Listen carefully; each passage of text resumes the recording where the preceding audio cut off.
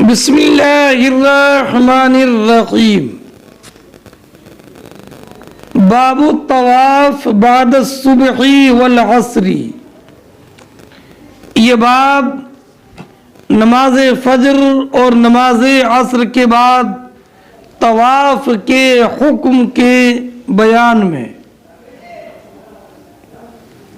علامہ عینی فرماتے ہیں کہ یہ بحسب ظاہر تقدیر کلام ہے، لیکن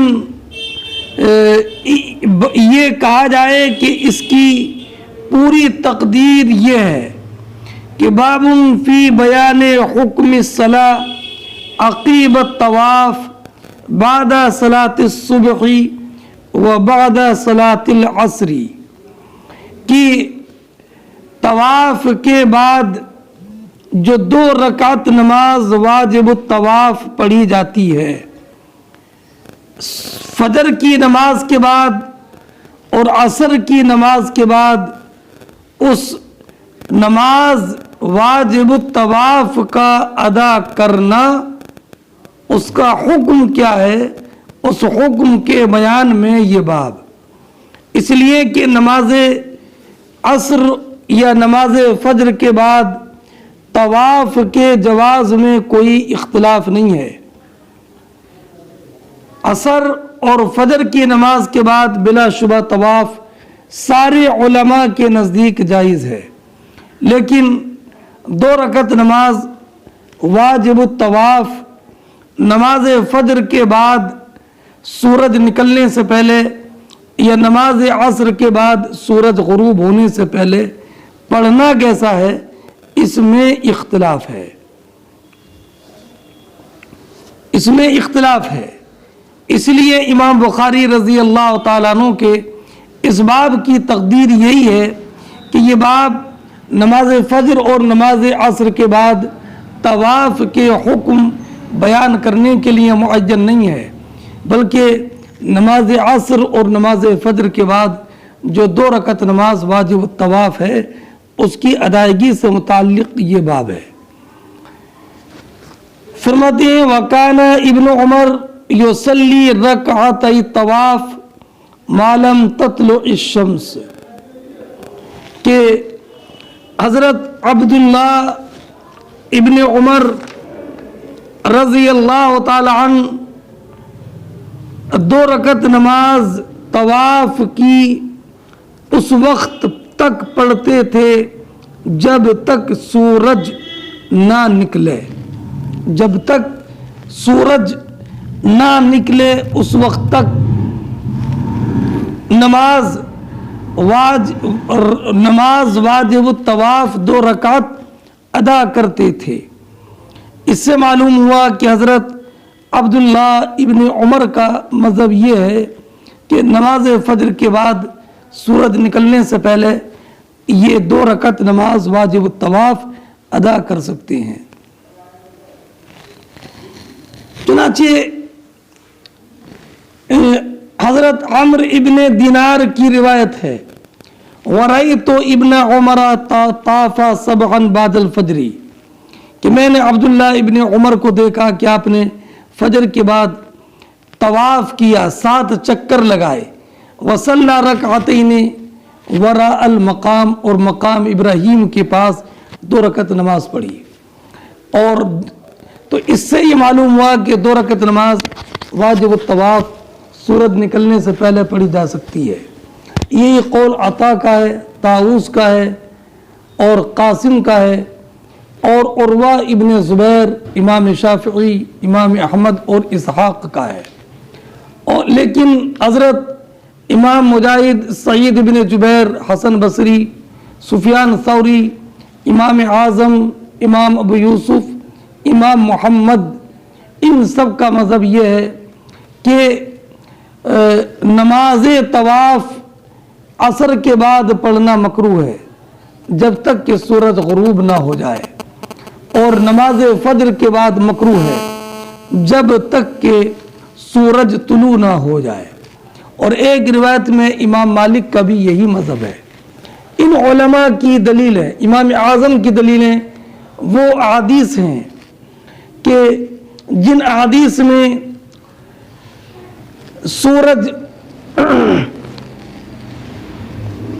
غروب ہونے سے پہلے، عصر کے بعد سورج غروب ہونے تک، اور نماز فجر کے بعد سورج طلوع ہونے تک نماز پڑھنے کی کراہت کا بیان ہے۔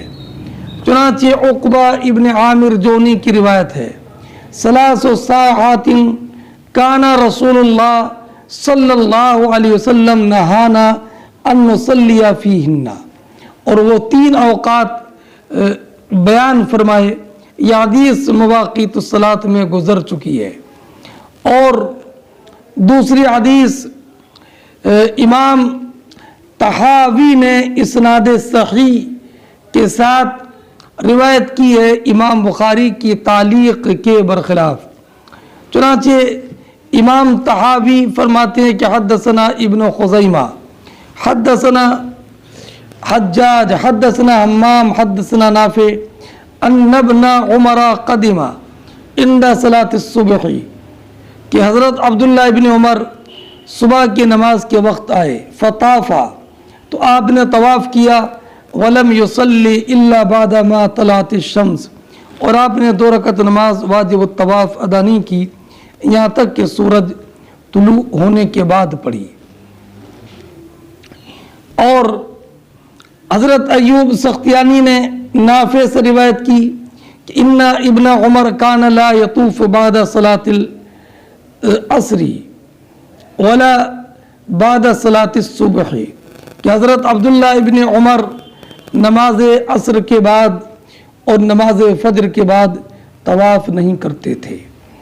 اور ایک روایت میں ہے کان ابن عمر اذا طاف بعد الصبح لا يصلي حتى تطلع الشمس واذا طاف بعد العصر لا يصلي حتى تغرب الشمس، یہ روایت ہے۔ اور ان احادیث سے یہ ثابت ہوا کہ عصر کے بعد سورج غروب ہونے تک اور فجر کے بعد سورج طلوع ہونے تک نماز پڑھنا، نفل نماز پڑھنا، یہ مکروہ ہے۔ ہاں، ایک روایت میں یہ ہے کہ ابو ذر نے کہا سمعت رسول اللہ صلی اللہ علیہ وسلم یقول لا یصلین احد بعد الصبح حتى تطلع الشمس ولا بعد العصر حتى تغرب الشمس الا بمکہ، اس میں استثناء ہے مکہ مکرمہ کا۔ تو حضرت امام عینی نے فرمایا کہ ان کے راویوں میں ایک راوی عبداللہ ابن مؤمل ہیں، وہ ضعیف ہیں، اور مجاہد کا سماع ابو ذر سے ثابت نہیں ہے۔ وطاف عمر بعد صلاة الصبح فرکب حتی صلی الرکعتین بذی طبا، کہ حضرت عمر رضی اللہ تعالی عنہ نے فجر کی نماز کے بعد طواف کیا، پھر آپ سواری پر سوار ہو گئے اور نماز طواف ادا نہیں کی یہاں تک کہ آپ نے 2 رکعت نماز واجب الطواف مقام ذی طوا میں ادا کی۔ امام بخاری رضی اللہ تعالی عنہ نے یہ تعلیق ذکر کی ہے۔ امام طحاوی نے فرمایا کہ دیکھیے کہ یہ حضرت عمر رضی اللہ تعالیٰ عنہ ہیں، آپ نے نماز کو مؤخر کیا، نماز طواف کو، فوراً سورج نکلنے سے پہلے نماز طواف ادا نہیں کی، اور یہ صحابہ کرام کی جماعت کی موجودگی میں ہوا اور کسی نے بھی اس پر انکار نہیں کیا۔ تو اگر سورج نکلنے سے پہلے نماز طواف کی ادائیگی جائز ہوتی تو حضرت عمر رضی اللہ تعالی عنہ اسی وقت میں نماز پڑھتے اور اسے یہ مؤخر اور اس نماز کو مؤخر نہیں کرتے، اس لیے کہ طواف کرنے والے کے لیے مناسب یہی ہے کہ جب طواف کرے فوراً نماز پڑھ لے، نماز طواف بلا عذر کے مؤخر نہ کرے۔ ہاں اور ابو سعید خدری رضی اللہ تعالی عنہ سے روایت ہے کہ آپ نے نماز فجر کے بعد طواف کیا. فلما فرغا، جب طواف مکمل ہو گیا، جلسا، تو آپ بیٹھ گئے اور آپ نے فوراً نماز نہیں پڑھی یہاں تک کہ سورج طلوع ہو گیا. اور سعید ابن منصور نے کہا کہ سعید ابن جبیر، امام حسن بصری اور امام مجاہد، یہ سب نماز طواف کو نماز عصر کے بعد سورج غروب ہونے تک اور نماز فجر کے بعد سورج کے طلوع ہونے تک مکروہ جانتے تھے.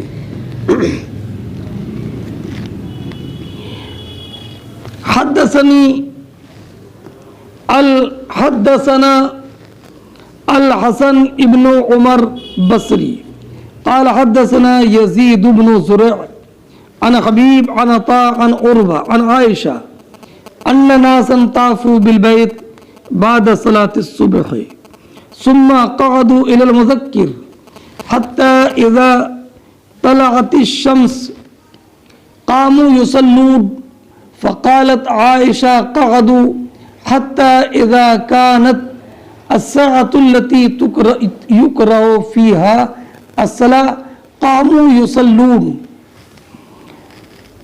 حضرت عروہ ابن زبیر رضی اللہ تعالی عنہ یہ روایت کرتے ہیں ام المومنین عائشہ صدیقہ رضی اللہ تعالی عنہا سے کہ کچھ لوگوں نے نماز فجر کے بعد خانہ کعبہ کا طواف کیا نماز فجر کے بعد، اور پھر واعظ کے پاس جا کر بیٹھ گئے. جب سورج نکلنے لگا تو یہ نماز طواف پڑھنے لگے.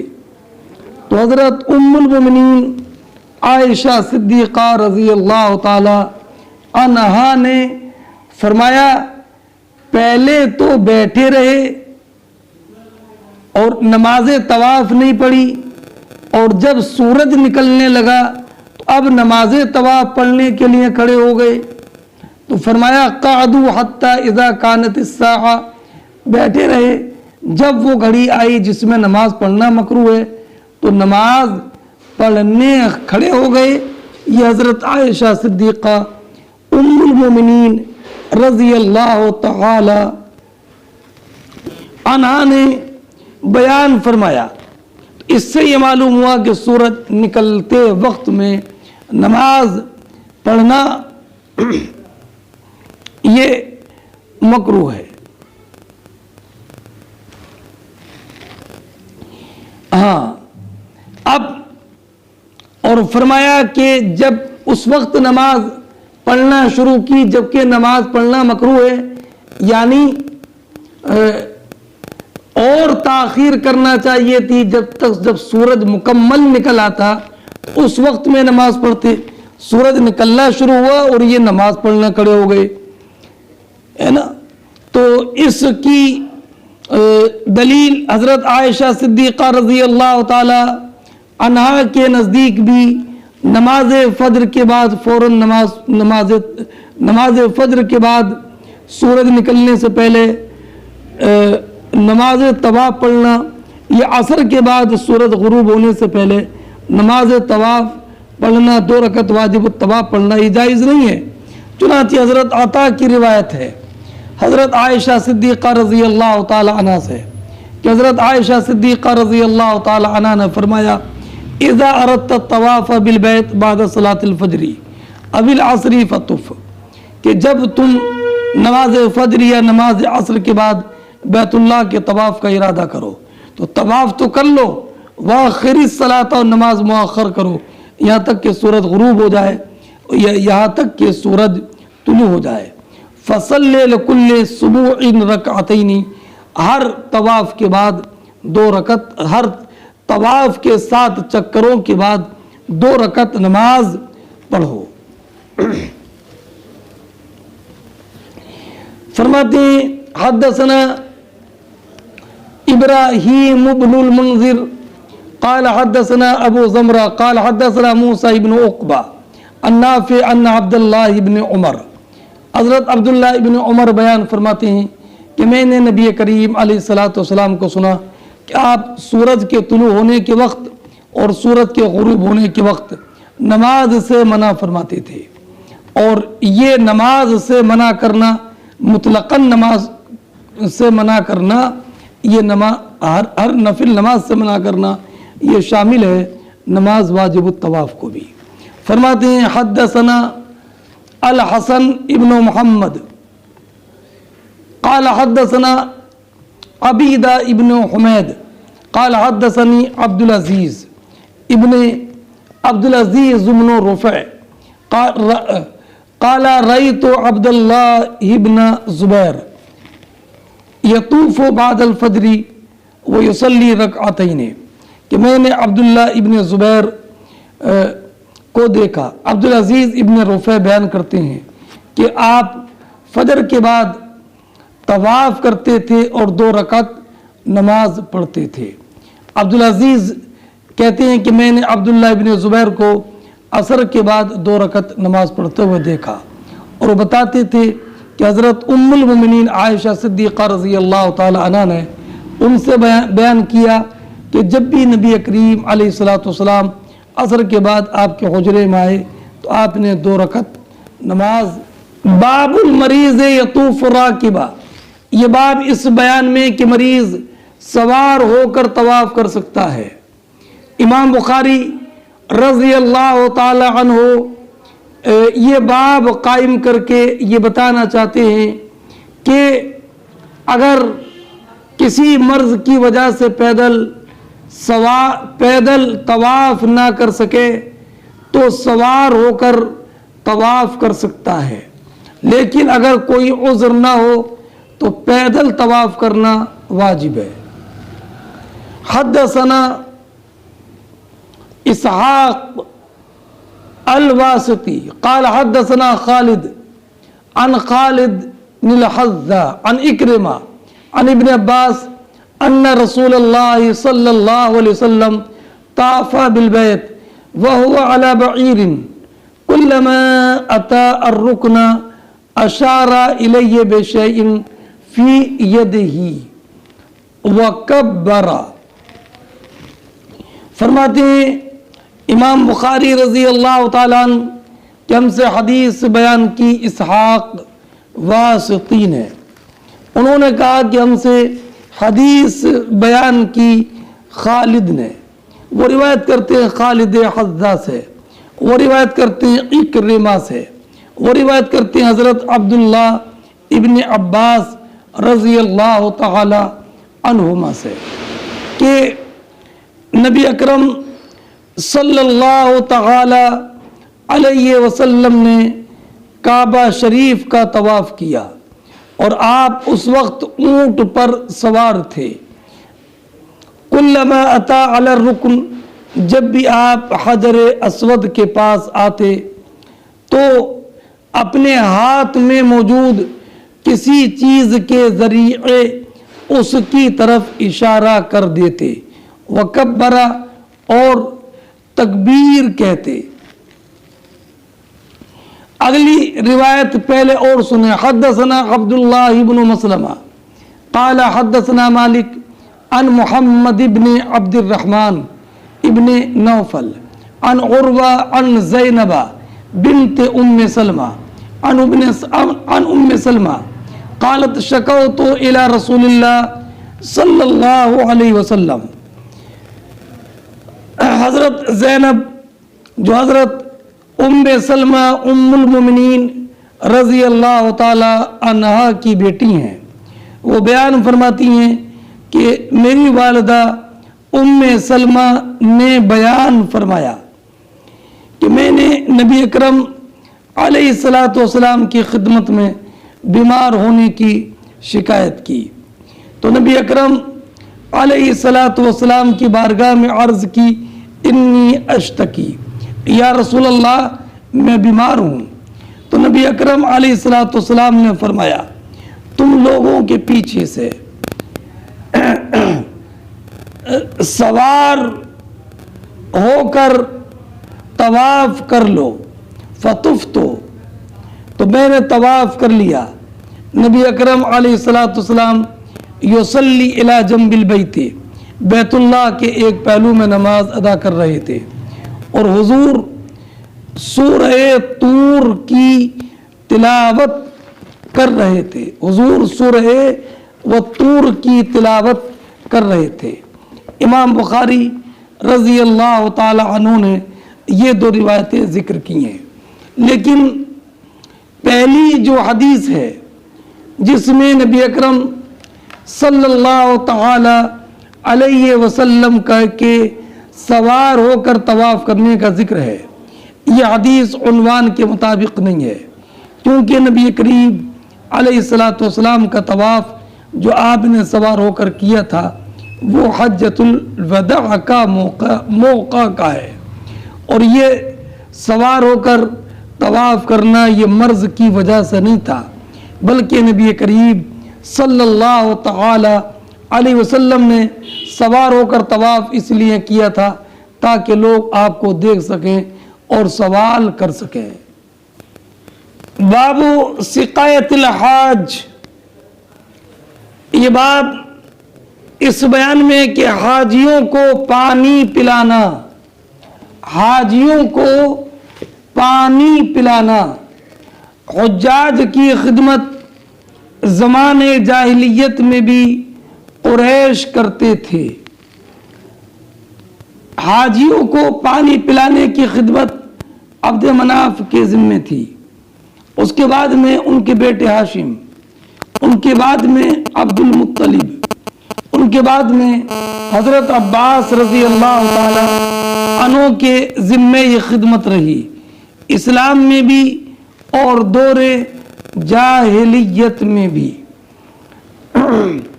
حضرت عبد المطلب دودھ اور شہد کی سبیل لگایا کرتے تھے، اور حضرت عباس رضی اللہ تعالی عنہ بھی یہی خدمت کیا کرتے تھے، اور کشمش اور کھجور پانی میں بھگو کر پانی میٹھا کر کے پلایا کرتے تھے۔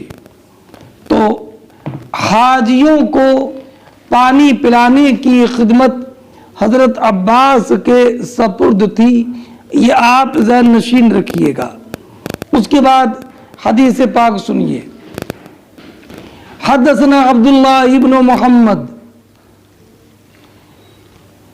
ابن ابی الاسود قال حدثنا ابو زمرہ قال حدثنا عبید اللہ عن نافع عن ابن عمر قال استأذن العباس ابن عبد المطلب رسول اللہ صلی اللہ علیہ وسلم ان یبیت بمکہ لیالی منى من اجل سقایتہ فأذن له۔ حضرت عبداللہ ابن عمر رضی اللہ تعالی عنہ بیان کرتے ہیں کہ حضرت عباس ابن عبد المطلب رضی اللہ تعالی عنہ نے نبی اکرم صلی اللہ تعالی علیہ وسلم سے یہ اجازت مانگی کہ وہ منی میں گزارے جانے والی راتیں، منی میں بسر کی جانے والی راتیں یعنی 11ویں 12ویں شب مکے میں بسر کریں، کیونکہ انہیں لوگوں کو پانی پلانا ہے۔ تو نبی اکرم صلی اللہ تعالی علیہ وسلم نے انہیں اجازت دے دی کہ آپ بجائے منی میں راتیں گزارنے کے مکہ مکرمہ میں راتیں گزارو اور حاجیوں کو پانی پلاؤ۔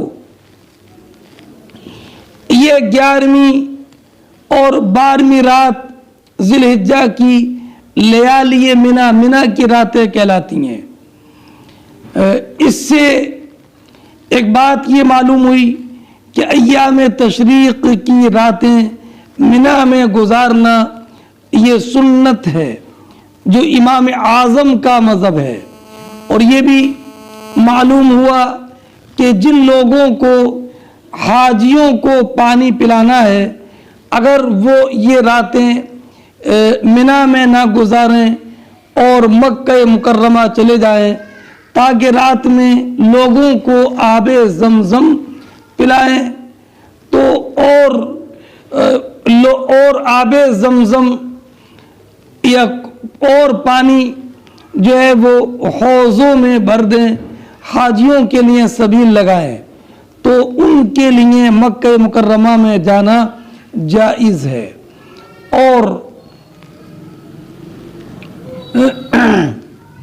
اور بعض علماء نے یہ کہا کہ یہ رخصت حضرت عباس ابن عبد المطلب کے ساتھ خاص تھی، اور بعض علماء نے یہ فرمایا کہ یہ آل عباس کے ساتھ خاص ہے۔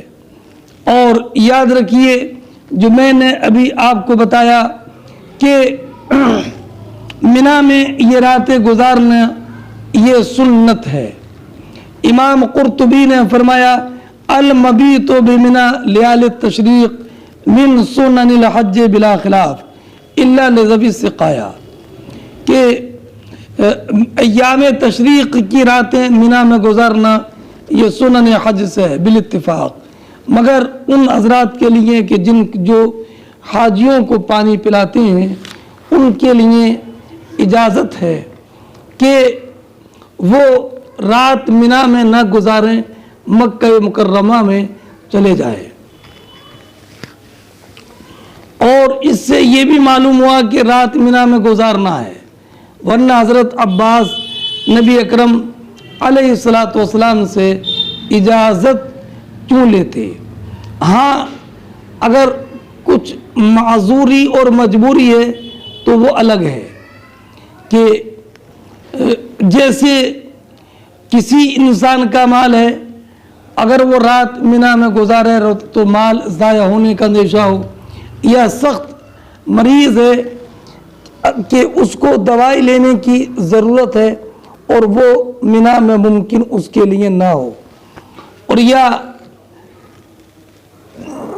اس کو کسی مریض کی تیمارداری کرنا ہے اور وہ مریض مکہ مکرمہ میں ہے، تو وغیرہ ان معذور کے لیے جائز ہے کہ وہ رات مکہ مکرمہ میں گزاریں۔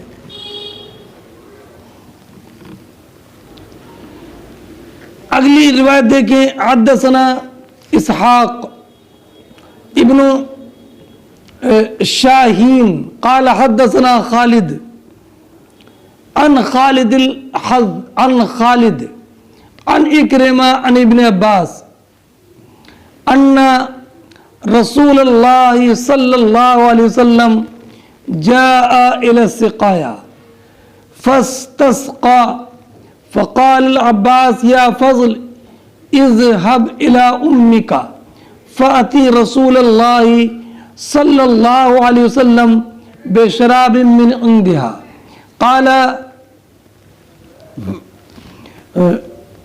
قال اسقني قال يا رسول الله إنهم يجعلون أيديهم فيه قال اسقني فشرب منه ثم أتى زمزم وهم يسقون ويعملون فيها قال اعملوا فإنكم على عمل صالح ثم قال لولا أن تغلبوا لنزلت حتى أضع الحبل على هذه یعنی عاتقہ واشار الی عاتقہ۔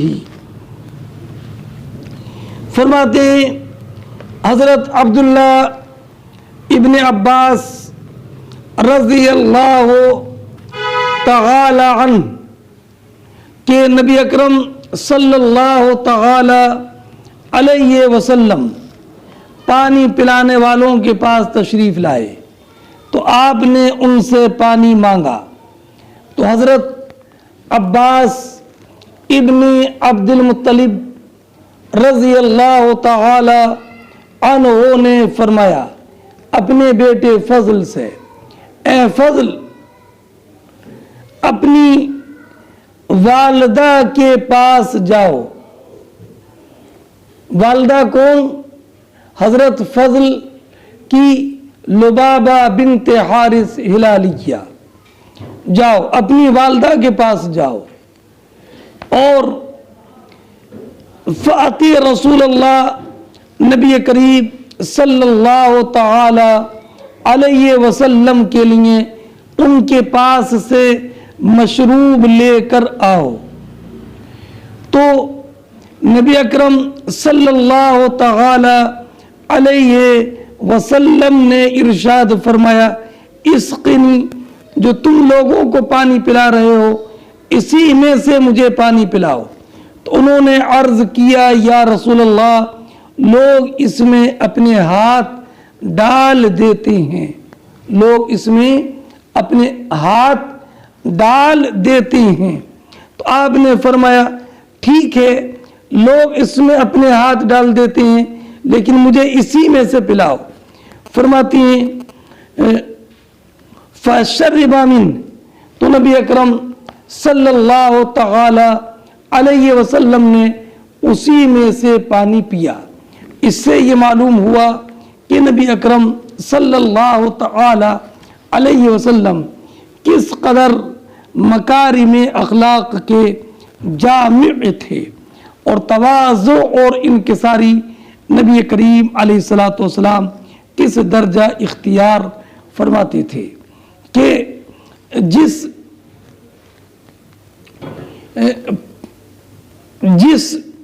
पानी को सब लोग पी रहे थे उसी पानी को नबी अकरम सल्लल्लाहु ताला अलैहि वसल्लम ने नोश फरमाया।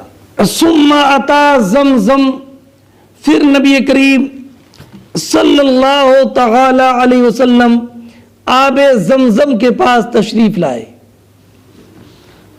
वहुम यस्कून व यअमलून फ़ीहा, यअमलून फ़ीहा, और लोग दोनों से आबे ज़मज़म निकाल कर लोगों को पिला रहे थे, लोगों को पिला रहे थे।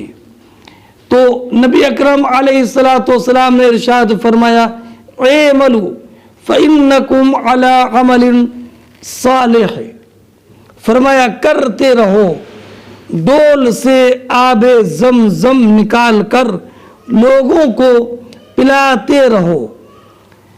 फ़इन्नकुम अला अमलिन सालिह, कि तुम बहुत नेक अमल कर रहे हो, नेकी का काम कर रहे हो, नेकी का काम कर रहे हो। और उसके बाद नबी अकरम सल्लल्लाहु ताला अलैहि वसल्लम ने इरशाद फरमाया, लौला अन तुग़लबू ला नज़लतु, अगर तुम मग़लूब ना हो जाते तो मैं उतरता। क्या मतलब? इसका मतलब ये है कि अगर मेरे उतरने की वजह से लोगों की भीड़ ना लग जाती और कसरत इज़्दिहाम की वजह से तुम्हारे मग़लूब होने का अंदेशा ना होता, तो मैं खुद उतर के डोल से चाहे ज़मज़म से आबे ज़मज़म निकाल कर लोगों को पिलाता।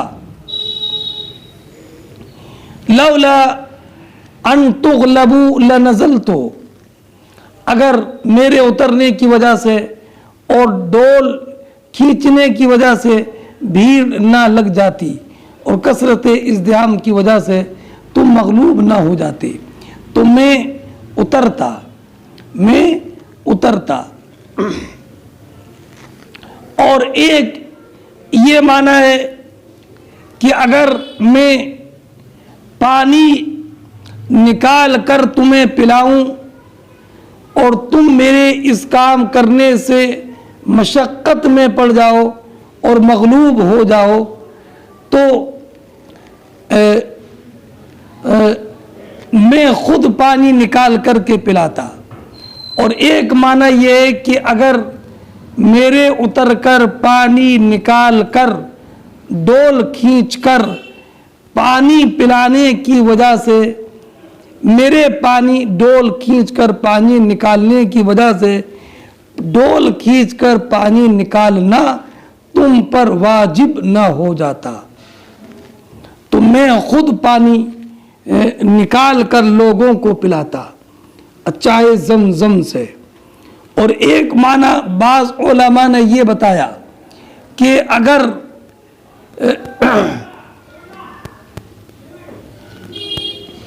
मेरे पानी निकालने, मेरे चाहे जमजम से डोल के जरिए पानी निकालने की वजह से फिर उमरा तुमसे ये काम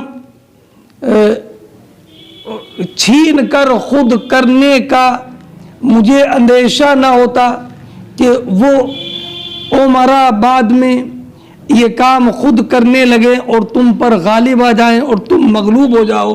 अगर मुझे अंदेशा ना होता तो मैं ये खुद काम करता।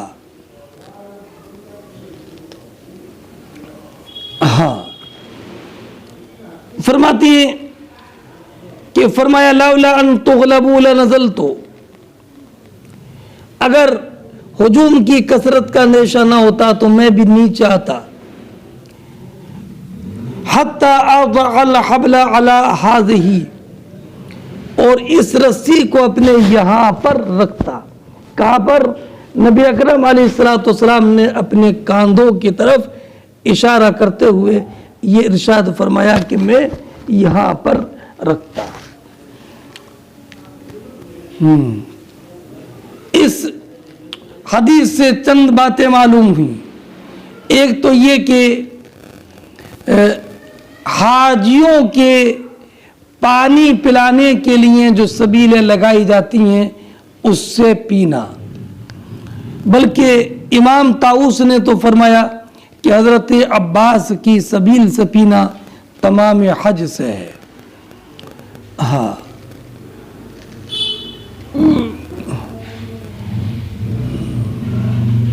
और इमाम मुजाहिद ने अपने ग़ुलाम को हुक्म दिया था कि हज़रत अब्बास के सबील से पानी पियो, ये तमाम सुन्नत से है। और हज़रत अब्दुल्ला इब्न उमर रज़ी अल्लाह ताला अन्हु हज के मौसम में नबीज़ से नहीं पीते थे, और इससे ये भी हज़रत खालिद बिन अबी बकर रिवायत करते हैं कि उन्होंने सालिम के साथ कई बेशुमार हज किए और आपने कभी नबीज़ सिकाया से पीते हुए हज़रत सालिम को नहीं देखा। और इससे ये भी मालूम हुआ कि जो सबीलें होती हैं, जैसे कि पानी लोग पिलाते हैं, ये नबी करीम अलैहिस्सलातु वस्सलाम पर हराम नहीं था उससे पीना। ऐसी सादात के लिए सबीलों से पीना ये ममनू नहीं है। और ये भी मालूम हुआ कि आबे ज़मज़म से पीना इसकी फजीलत बेपनाह है। और ये भी मालूम हुआ कि नबी करीम अलैहिस्सलातु वस्सलाम किस कदर तवाज़ु फरमाते थे। और ये भी मालूम हुआ कि नबी करीम अलैहिस्सलातु वस्सलाम की इक़्तिदा पर सहाबा किराम कितने हरीस थे और नबी करीम अलैहिस्सलातु वस्सलाम की पैरवी हमेशा करने में मुसाबकत करते थे। और ये भी मालूम हुआ कि अशिया में असल तहारत है, इसलिए कि नबी करीम अलैहिस्सलातु वस्सलाम ने वो पानी पिया जिसमें के हाथ पड़ते थे। और इससे ये भी मालूम हुआ कि अगर इंसान कोई मसलहत देखे तो इंसान कोई एजाज वाला काम करने से एराज करे कि जबकि मसलहत कोई आरिज हो जाए। اس لیے کہ حضرت عباس رضی اللہ تعالی عنہ نے نبی کریم علیہ الصلوۃ والسلام کی بارگاہ میں عرض کی تھی، یا رسول اللہ میں اپنے گھر سے پانی منگوا کر پلواتا ہوں، اسے آپ نوش فرمائے۔ تو نبی کریم علیہ الصلوۃ والسلام نے مصلحت تواضع کی وجہ سے حضرت عباس کی اس چاہت کو پورا نہیں کیا، بلکہ وہی پانی پیا جس سے کہ لوگ پانی پی رہے تھے۔ باب ما جاء فی زمزم، یہ باب اس بارے میں کہ جو آب زمزم کے بارے میں آثار وارد ہیں، جو آثار وارد ہیں ان کے بارے میں یہ باب امام بخاری رضی اللہ تعالی عنہ نے معین فرمایا۔ آب زمزم کی فضیلت میں بہت ساری احادیث ہیں۔ مسلم شریف کی حدیث ہے کہ حضرت ابو ذر غفاری نے 30 دن تک صرف آب زمزم پیا، اور اس کی خبر نبی اکرم علیہ الصلوۃ والسلام کو دی تو نبی کریم نے ارشاد فرمایا، انہا مبارکہ، بے شک یہ مبارک ہے، مبارک ہے، اور یہ غذا کا بھی کام کرتا ہے، غذا کا بھی کام کرتا ہے، یعنی طعام بھی ہے اور یہ غذا بھی ہے۔ اور دوسری روایت میں یہ ہے کہ ماء زمزم لما شرب له، آب زمزم اس کے لیے کفایت کرتا کہ جس نیت سے پیا جائے۔ ام ایمن کہتی ہیں کہ میں نے نبی کریم صلی اللہ تعالی علیہ وسلم کو کبھی بھوک اور پیاس کا شاکی نہ پایا۔ آپ صبح کو تشریف لے جاتے اور آب زمزم نوش فرماتے، اور کبھی ہم آپ کے سامنے کھانا پیش کرتے تو فرماتے لا نہیں، میں شکم سیر ہوں، میں شبعان، میں شکم سیر ہوں۔ اور عقیل ابن ابی طالب کہتے ہیں کہ ہم جب صبح کرتے اور ہمارے پاس کھانے کے لیے کچھ نہ ہوتا تو ابو طالب کہتے ایتو زمزمہ، زمزم کے پاس جاؤ، تو ہم جاتے اور آب زمزم پیتے اور وہ ہمیں کافی ہوتا۔ اور ایک روایت میں یہ ہے کہ حضرت عبداللہ ابن عباس رضی اللہ تعالی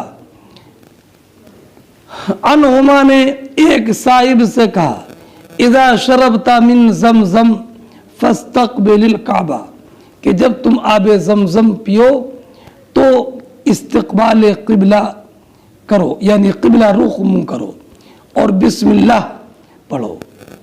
اس لیے کہ نبی کریم علیہ الصلوۃ والسلام نے ارشاد فرمایا کہ ہمارے اور منافقین کے درمیان نشانی یہ ہے کہ منافقین پیٹ بھر کے آب زمزم نہیں پیتے۔ اور ایک روایت میں یہ ہے کہ عبداللہ ابن عباس رضی اللہ تعالی عنہ جب آب زمزم پیتے تو یہ دعا کرتے، اللہم انی اسألک علما نافعا ورزقا واسعا وشفاء من کل داء۔ اور حضرت جابر رضی اللہ تعالی عنہ کی روایت ہے کہ انہوں نے نبی کریم علیہ الصلوۃ والسلام کے حج کا ذکر کیا، تو اس میں ذکر کیا ثم عاد الی الحجر، کہ پھر حجر اسود کے پاس آئے اور پھر حضور آب زمزم کے پاس تشریف لے گئے، فشرب منہا، اس سے پیا بھی، فصب علی راسہ، اپنے سر پر انڈیلا، ثم رجع، اس کے بعد لوٹے، فاستلم الرکن، حجر اسود کو چوما۔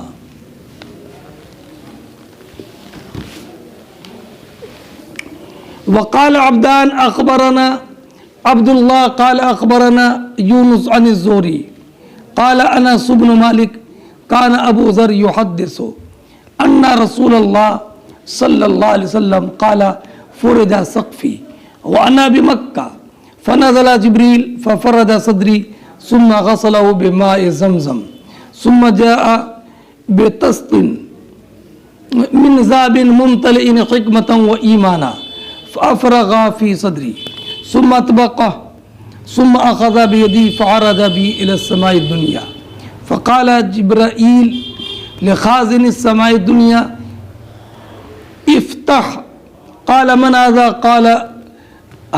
قال جبرائیل. یہ روایت معراج سے متعلق ہے جو کہ کتاب الصلاۃ کے آغاز میں تفصیل کے ساتھ گزر گئی ہے، اس لیے میں یہاں پر خالی اس کا ترجمہ کرتا ہوں. فرماتے ہیں حضرت ابو ذر غفاری رضی اللہ تعالی عنہ کہ نبی اکرم صلی اللہ تعالی علیہ وسلم نے فرمایا میرے گھر کی چھت کھول دی گئی. میں اس وقت میں مکہ مکرمہ میں تھا. جبریل امین علیہ السلام آئے، انہوں نے میرے سینے کو کھولا، پھر اسے آب زمزم سے دھویا، پھر وہ سونے کا ایک تشت لے کر کے آئے جو حکمت و ایمان سے بھرا ہوا تھا. انہوں نے پھر اسے میرے سینے میں انڈیل دیا، پھر میرے سینے کو سی دیا، پھر میرا ہاتھ پکڑ کر مجھے آسمان دنیا کی طرف لے گئے. جبرائیل نے آسمان دنیا کے نگراں سے کہا دروازہ کھولو. اس نے دریافت کیا کون ہے؟ جبریل نے جواب دیا جبرائیل. یہ حدیث پہلے گزر گئی ہے. ہاں، اس سے یہ معلوم ہوا کہ آب زمزم کھڑے ہو کر کے پینا مسنون ہے.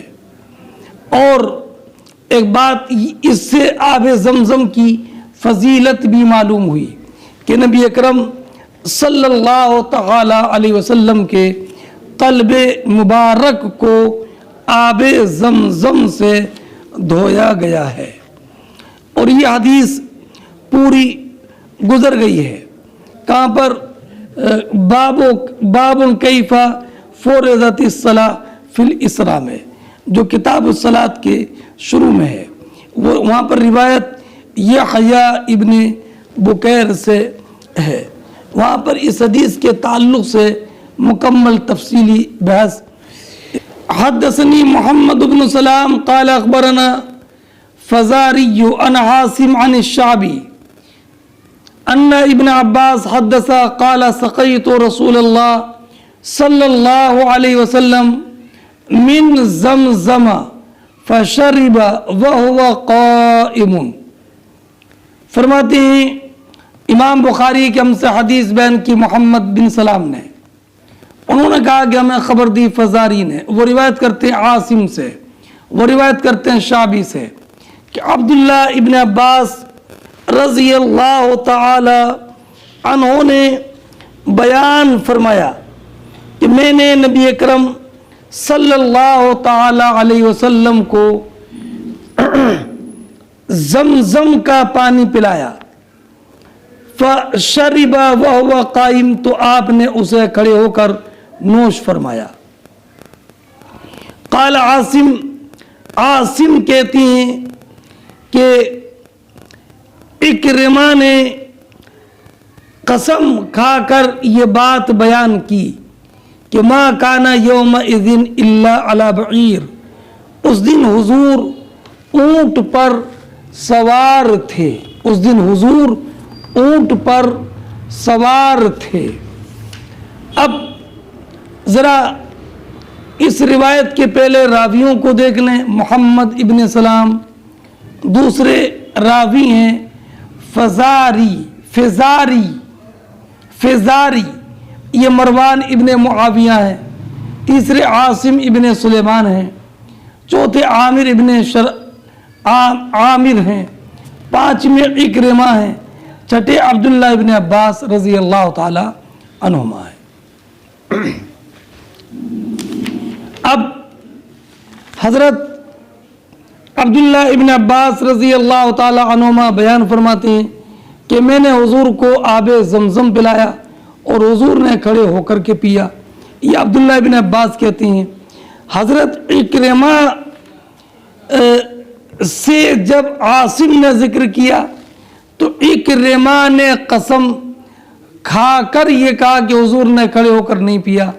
क्यों? इसलिए कि हुजूर उस दिन सवार थे, ऊंट पर सवार थे, और ऊंट पर सवार होकर पानी पीना ये मुश्किल है, इसलिए हुजूर ने खड़े होकर के नहीं पिया। ये हजरत इक्रिमा ने बयान किया। तो अब हजरत अब्दुल्ला इब्न अब्बास रजी अल्लाह ताला अन्हो के कौल से ये मालूम हुआ कि आब जमजम खड़े होकर के पीना है। और बाज़ उलमा ने ये कहा कि इमाम बुखारी ये बाब कायम करके ये बताना चाहते हैं कि आब जमजम पीना ये हज के सुन्नतों से है। और अब्दुल्ला इब्ने उमर से मरवी है कि आपने हज में आब जमजम नहीं पिया। तो अल्लामा आइनी ने फरमाया कि उनका ना पीना इस वजह से हो सकता है ताकि कोई ये गुमान ना करे कि आब जमजम पीना ये फ़र्ज़ लाजिम है। और रहा आब जमजम के ताल्लुक़ से, तो हज़रत अनस इब्न मालिक रज़ी अल्लाह ताला अन्हु बयान फरमाते हैं कि नबी अकरम सल्लल्लाहु तआला अलैहि वसल्लम ने खड़े होकर पीने से मना फरमाया। तो कतादा ने मालूम किया कि हमने कहा खाना, तो हज़रत अनस ने फरमाया ज़ाका अशद्दु व अख़बस, ये खड़े होकर खाना तो और ज़्यादा सख्त है। और एक रिवायत में ये कि तुम में से कोई खड़े होकर ना पिए, फमन नसिया फलियस्तक़ी, और जिसने भूल कर खड़े होकर के पी लिया वो क़य कर दे। और हाँ, हज़रत अली रज़ी अल्लाह ताला अन के बारे में यह है कि हज़रत अली मुर्तज़ा रज़ी अल्लाह ताला उन्होंने खड़े होकर के पिया और फरमाया कि लोग इसे नापसंद करते हैं, और मैंने नबी करीम अलैहिस्सलाम को ऐसा करते हुए देखा है। हज़रत अब्दुल्ला इब्न उमर फरमाते हैं कि हम नबी करीम सल्लल्लाहु तआला अलैहि वसल्लम के ज़माने में खाते थे और पीते थे, और हम खड़े होकर खाते पीते थे। और एक रिवायत में है कि नबी अकरम सल्लल्लाहु तआला अलैहि वसल्लम उम्मे सुलैम के यहाँ तशरीफ़ लाए, और आपके उम्मे सुलैम की और आपके घर में एक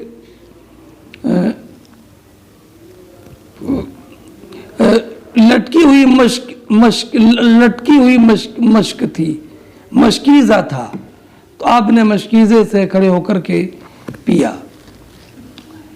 बहरहाल अल्लामा आइनी ने फरमाया कि ये कराते तंज़ीह है, और सरकार का कभी खड़े होकर के पीना ये बयान जवाज़ के लिए था।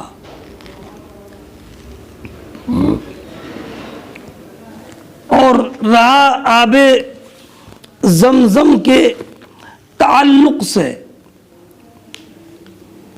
हाँ, तो